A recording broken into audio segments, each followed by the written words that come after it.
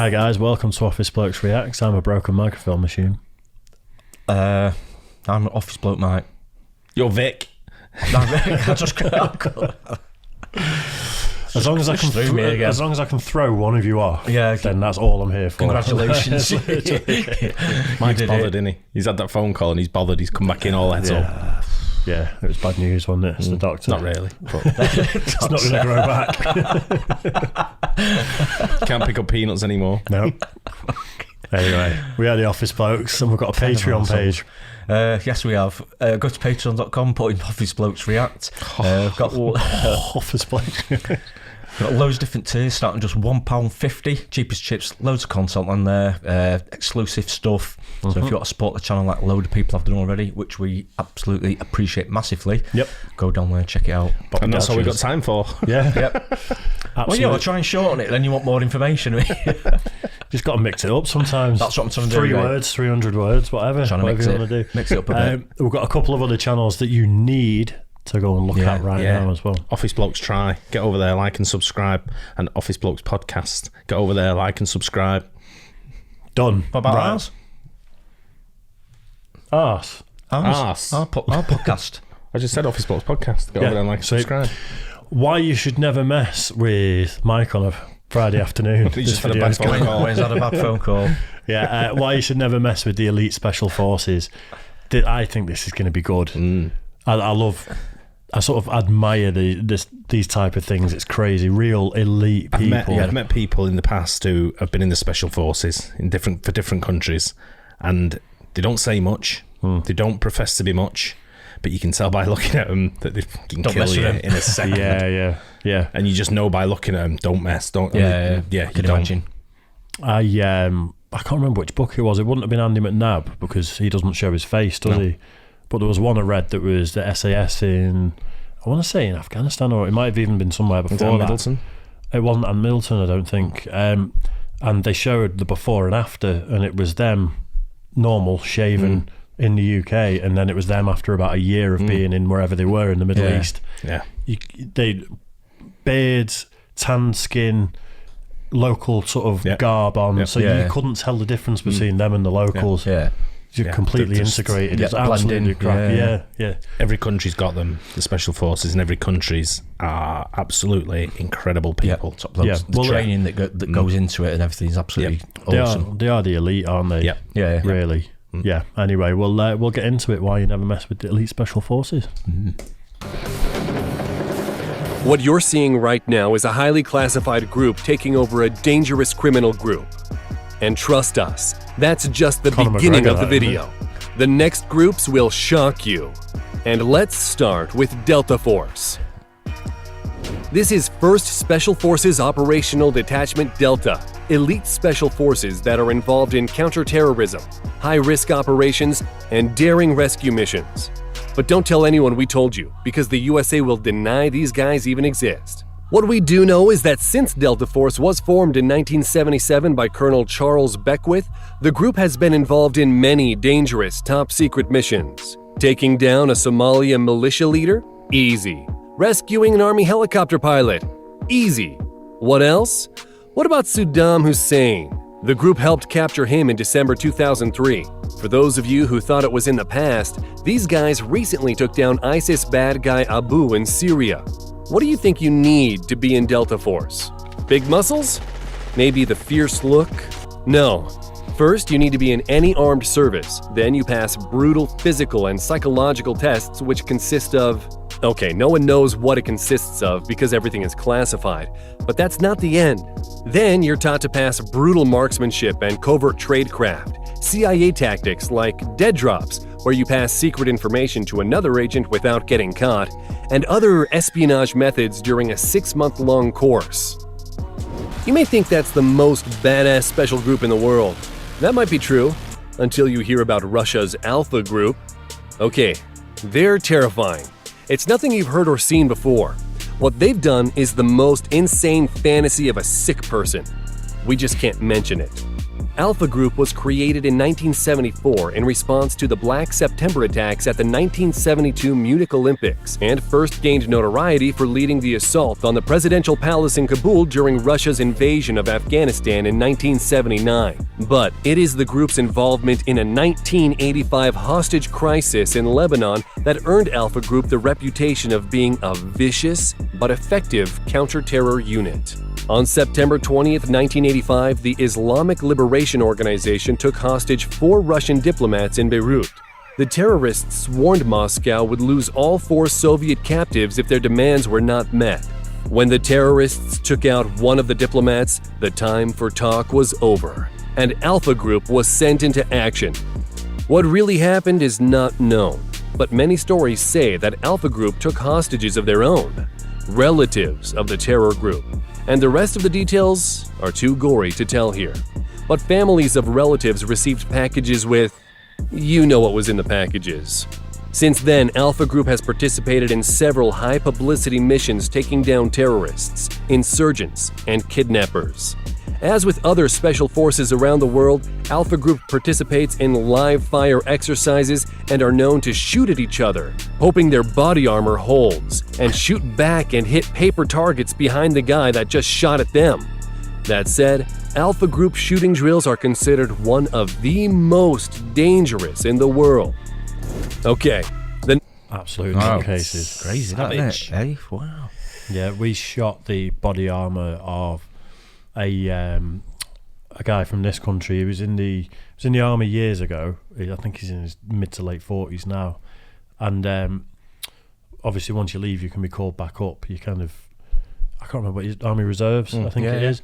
And early 40s, they called him up, sent him out to Afghanistan when he'd been getting on with his normal life. Yeah. Wow. And he came back with his body armor, brought it to the shoot once. And bear in mind, we're just shooting shotguns, nothing high powered.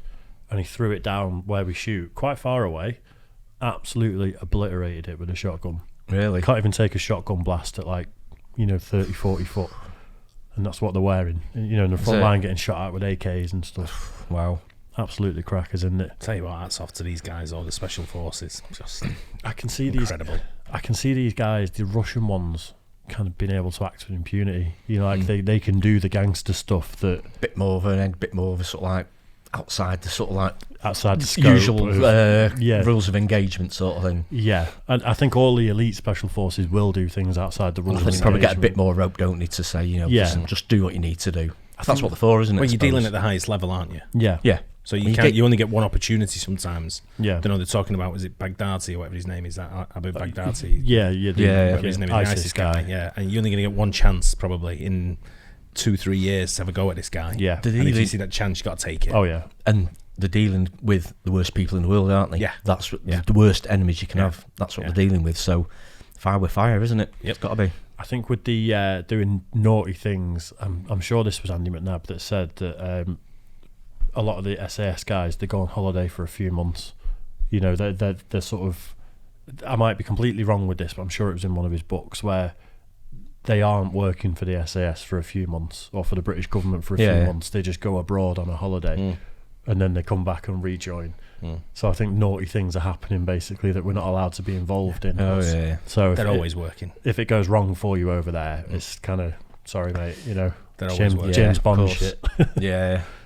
next group might not be as deadly as the previous one, but they're well known for their... Is that the airsoft guy? Kicking Mustang.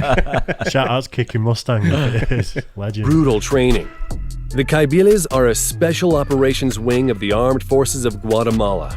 Sweating and exhausted recruits jump blind from a 33-foot platform into a narrow river and march 12 miles through a grueling uphill course loaded with equipment. Okay, you might be thinking, what's the deal? Few years of training and you're okay with it. But do you know that you might be forced to eat dog and snake entrails? What about to be exposed to tear gas? We might offer something more polite. In a class of about 40 candidates, only 7 or 8 make it to the end and become Caibiles. What about being part of Duvdevan? Duvdevan, also known as Unit 217, is the Israel Defensive Forces elite undercover counterterrorism unit. What these guys do is something straight out of some game. They're often disguised in Arab civilian clothes to infiltrate terror cells. It might sound creepy, but in fact, they're trained for it, and in 2017 alone, they conducted over 300 successful missions. And to cover that many missions in 365 days, you need to have a few squads operating independently. The training itself isn't easy, but it's nothing like eating dog entrails. It takes 18 months, and during this time you learn Krav Maga and counterterrorism. But that's not the end. After this, remaining candidates receive another month-long advanced inter-unit counterterrorism course. When the unit is confident in the trainee's abilities as a counterterrorism operator, they begin a 4-month undercover course that includes everything from learning the Arabic language and Arabic traditions and blending in with civilian camouflage. Okay, we all know Knew the Israeli Special Forces would be in there because they're like some of the top of the top. There's a lot going on there, isn't there? They do a lot of training for other special forces. Do they? Yeah. I used to watch things like Future Weapons on the History Channel and, all these kind of military programs years ago. And they did one about some of the weapons the Israeli army have. And some of it was just insane. It was proper future stuff. It was really it was just nuts. Top-notch it was really impressive, and they showed the training that they go through and stuff. And proper elite. Nuts. the famous game. The Special Air Service is an elite unit under the British Army founded in 1941 as a regiment and later formed again as a corps in 1950. But have you ever asked yourself, what has SAS actually done? Until we go there, did you know that it's highly classified? The British government didn't make any comments due to the secrecy and sensitivity of their operation. But let's get back to their accomplishments. In the 1980s, they rescued 2 hostages in... I remember this as a kid. Don't know about you guys. I remember it, You're probably too young, Dave. I was minus 6 years old. Yeah. But I remember when I was alive seeing stuff about it. I'm pretty sure it was the Iranian embassy, wasn't it? Yeah, it was. Yeah, you're right. Absolutely. And I think there was a police officer that got shot on the corner. Or was it Fletcher? Yeah, that's right. WPC Fletcher, I think his name was. Yeah. And that sort of like was the start of what went on with the... I think they took hostages in there, didn't they? But this was, I think it's pretty much, I'm pretty sure this was filmed live on TV. Yeah. It was what you said. When we were kids. It was. And seeing it something like that live, it was sort of it was terrifying. Yeah, it was absolutely amazing. You just never saw scary. things like that. I remember being as a kid, I was proper scared. And it was in this country. It was. Wow. Yeah. 1980 Iranian embassy siege. On August 2nd, 2000, 11 men from the Royal Irish Regiment were taken hostage by Sierra Leone rebels called the West Side Boys. Some of the hostages were released, but threats were made against the lives of the rest. SAS stepped in, and with the help of missiles and machine gun fire, the rebel buildings were cleared and all the remaining hostages were rescued. To successfully perform its missions, the recruits are chosen very carefully. Among 200 recruits, less than 30 finish the training. That's because you need to sit up 50 times in 2 minutes, do 60 press-ups in 2 minutes, run 1.5 miles in 10 minutes and 30 seconds. If you're okay with it, then it's an 8-mile march in 2 hours while carrying 25 pounds of equipment. Then you'll learn some surviving skills, some week-long escape and evasion training, and that's it. Actually, no. We just wanted to make some pause so you can rest. Because at the end of training, there's 36 hours of resistance to interrogation. So these guys were added in Counter-Strike. And we have other guys that were featured there. GIGN is a Special Forces unit. SAS is kind of legendary in this country. Of course, absolutely, yeah. But they got the show, they do it now, and the guys that do it, in fact, I think they've all changed now. I don't think it's going to be the same cast that do it. No, is it not? Middleton and he was just on the that guy clip, that was just wasn't shown. he, The guy was on. The other guy was on there as well. I can't remember his name. Yeah. I can't say. No, I but can't they're really good on the TV as well. The way Yeah. they portray the parts they do on there, and the way they bark the orders out as well. Shit. Don't mess about, did he? No, some of the contestants that go on there are just proper like. I mean, they come out there different people. Oh yeah. It's a brutal TV show. I hate when people don't come out a different person on that. And they did the celebrity one, and Katie Price went on it, and she was like, she didn't want to be on it in the first place. I don't think. She's just trying to stay on TV. Yeah, but it's one of them where she had a sob story, and it a little bit. It was like, you know what? I hope she is there for those reasons. She's had a lot of shit. She's there to prove something to herself. just bottles it and quits straight away. And I was like, that's what you're going to do with that opportunity. What's the point? But I think that they are actually pretty brutal on it with the normal ones. Not about celebs, but even with the normal ones, they're pretty brutal with them, aren't they? And obviously they have to be a bit careful, sort of like physically and stuff, medically, don't they? Mentally. But absolutely mentally. But yeah, they give him a good going over, don't they? So as Ant Middleton, I think he was sacked from BBC stuff one day. Channel 4. Is it the Channel 4 stuff? Because I could have sworn saw an article that said it was the BBC that were disassociating with him because of some tweets or something. I didn't even know that had happened, actually. Last week. So he's been binned off because he tweeted some stuff. Not going to repeat what it was because then we'll probably get binned off. No, he's a top guy, and he wasn't SAS, but he does the SBS. He was SBS, yeah. Yeah, so I've got one of his books. I've got First Man In. He's a proper special forces icon. Yeah, is what he is. Well, he's a savage, and the thing is, people like that are going to have opinions and views that might not correlate with snowflakes that are sat in an office to sort of doing nothing else with their life. Well, we want him on the podcast anyway, don't we? So if you know Ant Middleton, or if you happen to watch this Ant Middleton, he's round here. I see him regularly round here. Yeah, have you? Oh, right, okay. Nice. That'd be great, wouldn't it? It'd be awesome. I'd love to. I'll ask. Do it. Within the French National Gendarmerie, one of the two special police forces in France. In 1973, when most of Europe realized regular police could not handle terrorism tactics, GIGN was activated. Since then, they carried out more than 1,000 missions, freed more than 500 hostages, and arrested over 1,000 suspects. Each of the GIGN soldiers you see in service has passed 4 years of exemplary service, after which they passed physical, psychological, and medical requirements, and that's all we know, because much of it seems to be secret. Let's move to the east part of the world. Created in 2002, the Chinese Snow Leopard Commandos are known to perform major counter-terrorism missions. It has safeguarded dozens of major events, such as the Beijing Olympic Games, the Boao Forum for Asia and China International Import Expo. But that's not the most impressive part. Their training is what makes me wonder how that's even possible. To be commandos, the recruits must complete more than 50 tasks, and training includes 200 push-ups, 200 sit-ups, 100 squats, lifting barbells 200 times, and carrying 77 pounds of gear for 6 miles with only a 4-hour rest every day. Most recruits are 18 years old, making them the youngest special forces on the planet. And these guys are known for setting some crazy records.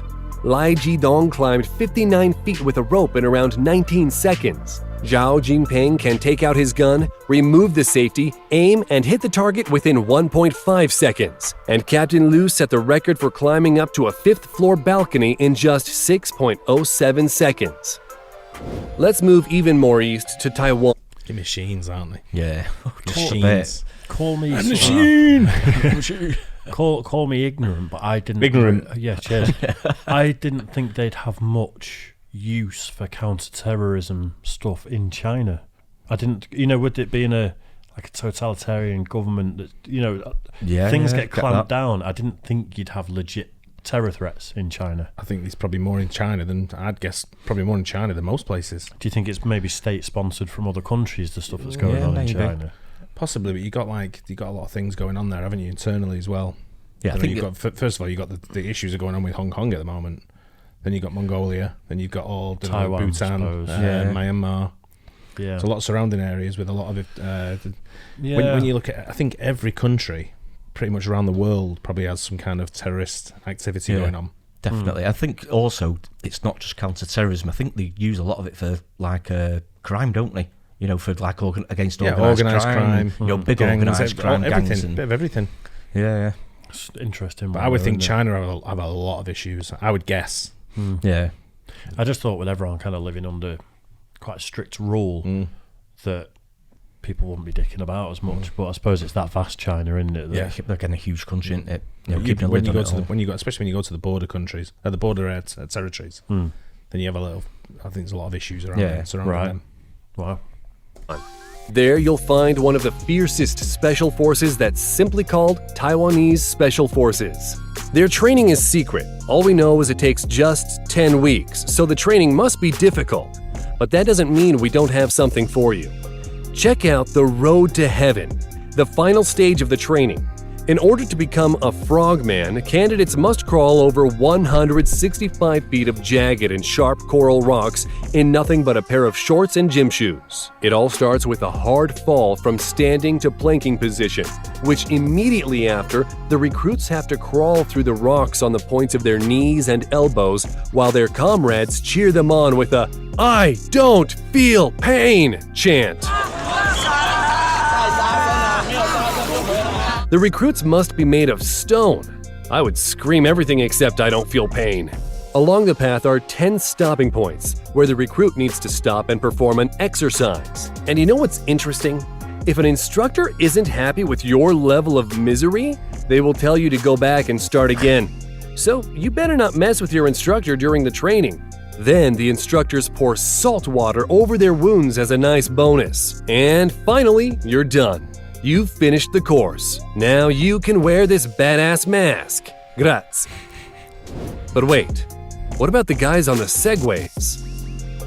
In Chinese police, police officers in Chengdu City, China, have been given Segways as a greener and more efficient way to patrol the city's Chunqi Road shopping district.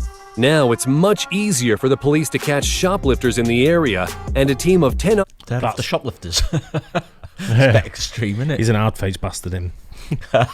That's quite a scary scene, isn't it? That's like dystopian future sort of stuff. Yeah. If you saw that coming out, Yeah. Wow. For a packet of Tic Tacs. It wasn't me. Them two guys in what was it, in Canada before, when she climbed in the roof. Oh yeah. Got that coming out, yeah. Officers were out in full force showing everyone their new toys as a warning that if you're going to shoplift, you might get caught. Now just imagine if those Taiwanese Marines had Segways. That's all we got for now, folks. Thanks for watching. That's good. Don't mess with the elite forces. That's the message. Yeah, no one would anyway. You'd be mad to. Yeah. It's just such an interesting topic, isn't it? Like I said, I've read a couple of Andy McNabb books. I've read one Ant Middleton one, and it just really fascinates me. That side of things. It's really good stuff, isn't it? It's like the top 1% of people for savagery. Yeah. You know, and there's a guy called David Goggins in America and Jocko Willink there too that are quite... They go on podcasts and stuff. There's a lot of their information out there. They've written loads of books. And it just absolutely I'm engrossed in it when I start reading it or listening to the audio books of it. It's crazy. You know, my mate who comes in, you've seen him, the big guy that comes in and sees me. He's associated with the SAS, and they come and see him, and he takes them out for dinner in one of the pubs they're going. And when I see them all together, I just think they just look so badass. Do they? I'm just like, I don't even like going over and saying hello. I just don't bother. I just keep me distance because I don't want to say the wrong thing. Yeah, I get that. Absolutely top blokes. Walk past him speaking German. Yeah. He's so like, I just give my mate the nod. I just go like, all right. And he's like, and I'm like, I'll be over here. Yeah, leave them to it. That's the men's table. I'll sit on the boys' table. Yeah, you want them guys on your side though, don't you? You want them on your side. Yeah.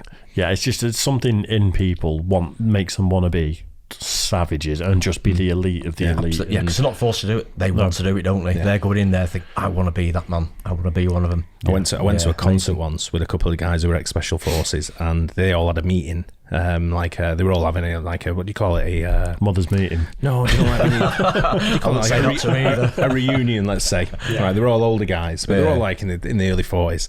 And we went to a concert, and I was with one of my mates who was with him, and we had the beer in the middle, and some guy come up pissed up and just kicked all the beer over.